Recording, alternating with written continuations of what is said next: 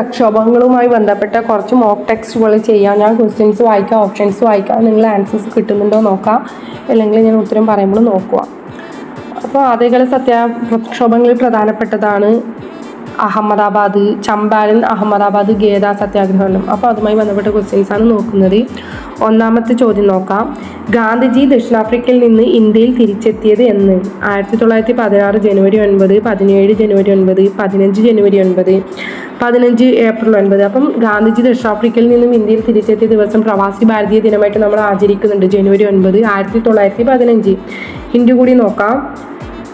ഈ ദിവസം ഇന്ത്യയിൽ പ്രവാസി ഭാരതീയ ദിവസമായി ആഘോഷിക്കുന്നുണ്ട്. അപ്പോൾ 1915 ജനുവരി 9 ഗാന്ധിജി ബോംബെയിലെ അപ്പോളോ ബന്ദറിൽ ഇറങ്ങിയത്. ഇതിൻ്റെ ഓർമ്മയ്ക്കായാണ് ഭാരത സർക്കാർ പ്രവാസി ഭാരതീയ ദിവസം ആഘോഷിക്കുന്നത്. നെക്സ്റ്റ് ക്വസ്റ്റ്യൻ നോക്കാം. ഗാന്ധിജിയുടെ രാഷ്ട്രീയ ഗുരു എന്നറിയപ്പെടുന്നത് ആരാണ്? എല്ലാവർക്കും അറിയാം, ഗോപാലകൃഷ്ണൻ ഗോഖലെ. ഹിന്ദു കൂടി നോക്കാം. മിതവാദി നേതാക്കളിൽ ഒരാളായി ഇദ്ദേഹം ഭാരത സേവക സമാജം സ്ഥാപിച്ചയാളാണ്, ഗോപാലകൃഷ്ണൻ ഗോഖലെ. ഇന്ത്യയിലെത്തിയ ശേഷം ഒരു വർഷം മുഴുവൻ ഇന്ത്യ മുഴുവൻ സഞ്ചരിക്കാൻ ഗാന്ധിജിക്ക് നിർദ്ദേശം നൽകിയത് ഇദ്ദേഹമാണ്, ഗോപാലകൃഷ്ണൻ ഗോഖലെ.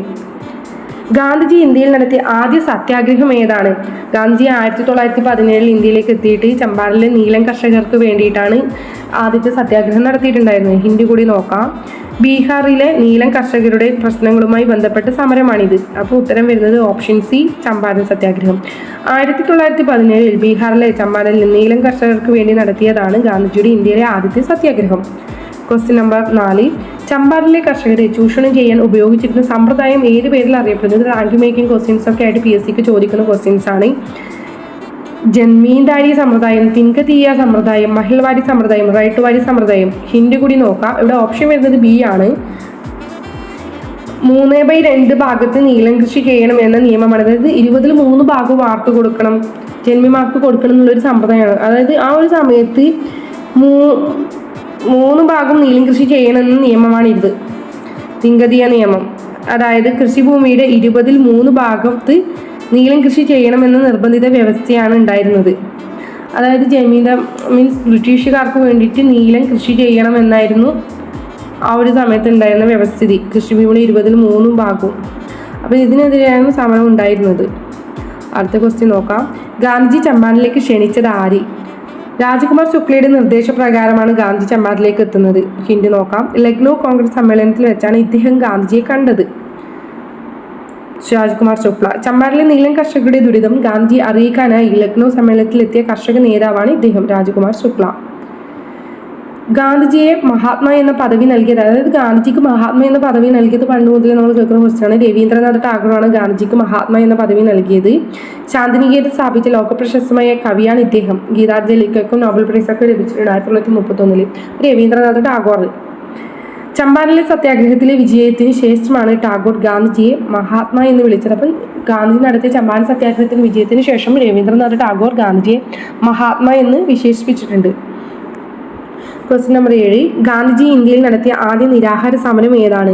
ആദ്യത്തെ സമരം ചമ്പാരനാണെങ്കിൽ കൂടിയും ആദ്യത്തെ നിരാഹാര സമരം എന്ന് പറയുന്നത് അഹമ്മദാബാദിലെ തുണിമിൽ തൊഴിലാളികൾക്ക് വേണ്ടി നടത്തിയ നിരാഹാര സമരമാണ്. ഹിന്ദി കൂടി നോക്കാം. 1918 പ്ലേഗ് ബോണസുമായി ബന്ധപ്പെട്ടിട്ടുള്ള ഒരു പ്രശ്നത്തിന് വേണ്ടിയിട്ടാണ് ഈ അഹമ്മദാബാദ് മിൽ സമരം നടത്തിയത്. ഈ പ്രക്ഷോഭത്തിലാണ് ഗാന്ധിജി ആദ്യമായിട്ട് ഇന്ത്യയിൽ നിരാഹാരം അനുഷ്ഠിക്കുന്നുണ്ടായത്. Question number 8. അഹമ്മദാബാദ് മിൽ സമരത്തിൽ ഗാന്ധിജിയെ സഹായിച്ചൊരു സ്ത്രീ ഉണ്ടായിരുന്നു, അത് ആരായിരുന്നു എന്നാണ് ചോദിച്ചത്. അനസൂയ സാരാഭായി ആണ് ഉത്തരം വരുന്നത്. മിൽ ഉടമയായ ലാൽ സാരാഭായിയുടെ സഹോദരിയായിരുന്നു അനസൂയ സാരാഭായി. മിൽ ഉടമയായ അംബാലൻ സാരാഭായിയുടെ സഹോദരിയായിരുന്നു ഇവർ. തൊഴിലാളികൾക്ക് വേണ്ടി ഗാന്ധി ഇവർ സഹായിച്ചു. അഹമ്മദാബാദ് മിൽ സമരത്തിന് ഗാന്ധി സഹായിച്ച സ്ത്രീ ആയിരുന്നു അനസൂയ സാരാഭായി. Question number 9. ഗാന്ധിജിയുടെ ആദ്യത്തെ നികുതി നിഷേധ സമരം നോൺ കോപ്പറേറ്റീവ് മൂവ്മെന്റ് എന്ന് പറയപ്പെടുന്നതാണ് ഏത്? ഗേദ സത്യാഗ്രഹം എന്ന് അറിയപ്പെടുന്നത്. ഹിന്ദി നോക്കാം. ഗുജറാത്തിലെ കർഷകരുടെ നികുതിയുമായി ബന്ധപ്പെട്ട സമരമാണിരുന്നു. 1918 ഗുജറാത്തിൽ ഗേദയിൽ വിളനാശം സംഭവിച്ച കർഷകർക്ക് നികുതി ഇളവ് നൽകാൻ നടത്തിയ സമരമാണ് ഗേദ സത്യാഗ്രഹം. Question number 10. താഴെ പറയുന്ന സമരങ്ങളെ അവ നടന്ന കാലക്രമം അനുസരിച്ച് ക്രമീകരിക്കുക. ചമ്പാരൻ, അഹമ്മദാബാദ്, ഗേദ തന്നെയാണ് ആൻസർ വരുന്നത്. ചമ്പാരൻ 1917, പിന്നെ അഹമ്മദാബാദ് വരുന്നത് മാർച്ചിൽ വരുന്നുണ്ട്, പിന്നെ ഗേദ വരുന്നത് ഏപ്രിലാണ്. അപ്പോൾ അങ്ങനെ നോക്കുമ്പോൾ ഹിന്ദി കൂടി നോക്കാം. 1917 തുടങ്ങി 18 തന്നെയാണ് അവസാനിക്കുന്നത്. ചമ്പാരനാണ് 17, ബാക്കി അഹമ്മദാബാദ് തുണിമിൽ സമരവും ഗേഡ സത്യാഗ്രഹവും വരുന്നത് 1918. അപ്പോൾ ആദ്യത്തേതാണ് ഓപ്ഷൻ. അഹമ്മദാബാദിൽ സമരം 18 ഫെബ്രുവരിയിലും ഗേദ വരുന്നത് മാർച്ചിലാണ്, ഏപ്രിൽ അല്ല മാർച്ച്. അഹമ്മദാബാദ് 18 ഫെബ്രുവരി 18, മറ്റേത് വരുന്നത് 18 തന്നെ മാർച്ചിലാണ് ഗേദ. അതുകൊണ്ടാണ് ഈ ഒരു ക്രമം വരുന്നത്. നെക്സ്റ്റ് ക്വസ്റ്റ്യൻ, ഗാന്ധി ദക്ഷിണാഫ്രിക്കയിൽ നിന്ന് ഇന്ത്യയിൽ തിരിച്ചെത്തിയ ജനുവരി 9 എന്ത് ദിനമായിട്ടാണ് ഇന്ത്യയിൽ ആചരിക്കുന്ന? ആദ്യം തന്നെ പറഞ്ഞിട്ടുണ്ട്, പ്രവാസി ഭാരതീയ ദിനം. 9 ഗാന്ധി തിരിച്ചെത്തിയത് 1915. ഈ ദിവസത്തിന്റെ ഓർമ്മയ്ക്ക് 2003 മുതലാണ് ജനുവരി 9 പ്രവാസി ഭാരതീയ ദിനമായിട്ട് ആചരിക്കുന്നുണ്ടായത്. അടുത്ത ക്വസ്റ്റ്യൻ നോക്കാം. 1917 ഗാന്ധി ഗുജറാത്തിലേക്ക് അഹമ്മദാബാദ് നദിക്കരയിൽ സ്ഥാപിച്ച പ്രധാന ആശ്രമമുണ്ട്. അത് ഏത് പേരിലാണ് അറിയപ്പെടുന്നത്? അപ്പോൾ ഗുജറാത്തിലെ ഒരു ആശ്രമമാണ് സബർമതി ആശ്രമം. ഹിന്ദി കൂടി നോക്കാം. ഈ ആശ്രമം സബർമതി നദിയുടെ തീരത്താണ് സ്ഥിതി ചെയ്യുന്നത്. 1917 മെയ് മാസത്തിൽ സബർമതി നദിക്കരയിലാണ് ഗാന്ധി സബർമതി ആശ്രമം സ്ഥാപിച്ചത്. ഇന്ത്യയിലെ അദ്ദേഹത്തിന്റെ പ്രവർത്തനങ്ങളുടെ പ്രധാന കേന്ദ്രമായിരുന്നു എന്ത്? സബർമതി. ചമ്പാരൻ സത്യാഗ്രഹം നടന്ന വർഷം അറിയാം എല്ലാവർക്കും, 1917. ഹിന്ദി വേണമെങ്കിൽ നോക്കാം. ഗാന്ധി ഇന്ത്യയിലേക്ക് എത്തി 2 വർഷത്തിന് ശേഷമാണ് ഈ സമരം നടന്നത്. 15 എത്തുന്നുണ്ട്, അപ്പോൾ 17 നടന്നു. 1917 ബീഹാറിൽ ചമ്പാരനിലാണ് ഗാന്ധി ഇന്ത്യയിലെ തന്റെ ആദ്യത്തെ സത്യാഗ്രഹ സമരം നയിച്ചത്. തിങ്കതീയ സമ്പ്രദായം അനുസരിച്ച് കർഷകർ അവരുടെ ഭൂമിയുടെ എത്ര ഭാഗമാണ് നീളം, അതായത് ഇന്ത്യക്കോക്ക് നിർബന്ധമായി കൃഷി ചെയ്യേണ്ടിയിരുന്നത്? 20-ൽ 3 ഭാഗം ഇന്ത്യക്കോ ചെയ്യണമെന്നാണ് ഉണ്ടായിരുന്നത്. അപ്പോൾ റൈറ്റ് ആൻസർ വരുന്നത് ഓപ്ഷൻ ഡി, 20-ൽ 3 ഭാഗം. തിങ്കതീയ എന്ന വാക്കിന്റെ അർത്ഥം തന്നെ 20-ൽ 3 ഭാഗം എന്നാണ്. സ്വന്തം ഭൂമിയുടെ 20-ൽ 3 ഭാഗത്ത് നീളം കൃഷി ചെയ്യാൻ യൂറോപ്യൻ തോട്ട ഉടമകൾ കർഷകരെ നിർബന്ധിച്ചിരുന്നു. ക്വസ്റ്റ്യൻ നമ്പർ 15, അഹമ്മദാബാദ് മിൽ സമരത്തിന്റെ തൊഴിലാളികൾക്ക് എത്ര ശതമാനം വേതന വർധന നൽകാനാണ് ഗാന്ധി മധ്യസ്ഥനായിട്ട് നിന്ന് ശുപാർശ ചെയ്തത്? 35% വരുന്നത്.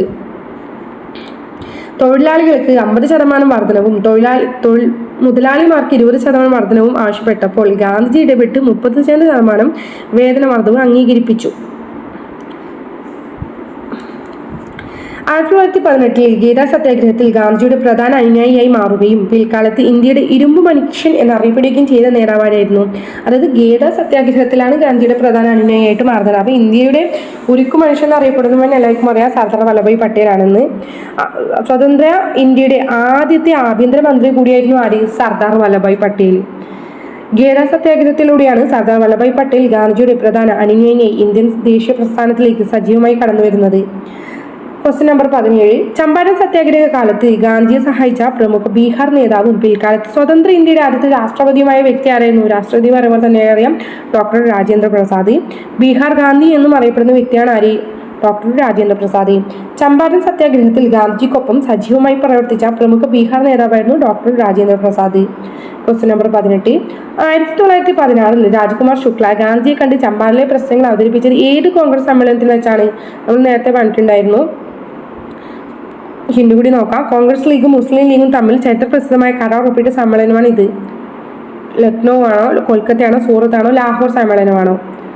ഇവിടെ ശരി ഉത്തരം വരുന്നത് ലക്നൗ സമ്മേളനമാണ്. 1916 നടന്ന ചരിത്രപ്രസിദ്ധമായ ലക്നൗ കോൺഗ്രസ് സമ്മേളനത്തിൽ വെച്ചാണ് രാജ്കുമാർ ശുക്ല ഗാന്ധിയെ കണ്ട് ചമ്പാരനിലേക്ക് ക്ഷണിച്ചത്. അത് നേരത്തെ പറഞ്ഞിട്ടുണ്ട്, ലക്നൗ സമ്മേളനം എന്ന്. അപ്പോൾ അടുത്ത ക്വസ്റ്റ്യൻ നോക്കാം.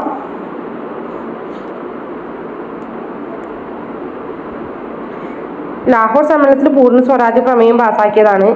ലക്നൗ സമ്മേളനത്തിൽ 1916 വെച്ചാണ് ചരിത്ര പ്രസിദ്ധമായ ലക്നൗ കോൺഗ്രസ് സമ്മേളനത്തിൽ വെച്ച് രാജ്കുമാർ ശുക്ലയാണ് ഗാന്ധി കണ്ട് ചമ്പാരനിലേക്ക് ക്ഷണിക്കുന്നത്. ദക്ഷിണാഫ്രിക്കയിൽ ഗാന്ധിജി ആരംഭിച്ച പ്രമുഖ പത്രം ഏതാണ്? ഇന്ത്യൻ ഒപ്പീനിയൻ ആണ് ദക്ഷിണാഫ്രിക്കയിൽ ഗാന്ധിജി ആരംഭിച്ച പ്രമുഖ പത്രം. ദക്ഷിണാഫ്രിക്കയിൽ ഇന്ത്യക്കാരുടെ ശബ്ദമായി മാറിയൊരു പത്രം കൂടിയായിരുന്നു ഇത്. 1903 ദക്ഷിണാഫ്രിക്കയിൽ വെച്ചാണ് ഗാന്ധി ഇന്ത്യൻ ഒപ്പീനിയൻ എന്ന പത്രം ആരംഭിച്ചത്.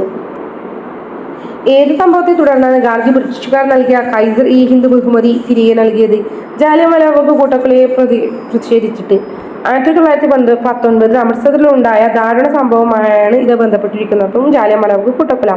1919 ജാലിയൻവാലാബാഗ് കൂട്ടക്കൊലയിലും റോലക് ആക്ടിലും പ്രതിഷേധിച്ച് 1920 നിസ്സഹകരണ പ്രസ്ഥാനത്തിന്റെ ഭാഗമായി ഗാന്ധിജി കൈസർ ഇ ഹിന്ദ് പദവി ഉപേക്ഷിച്ചു.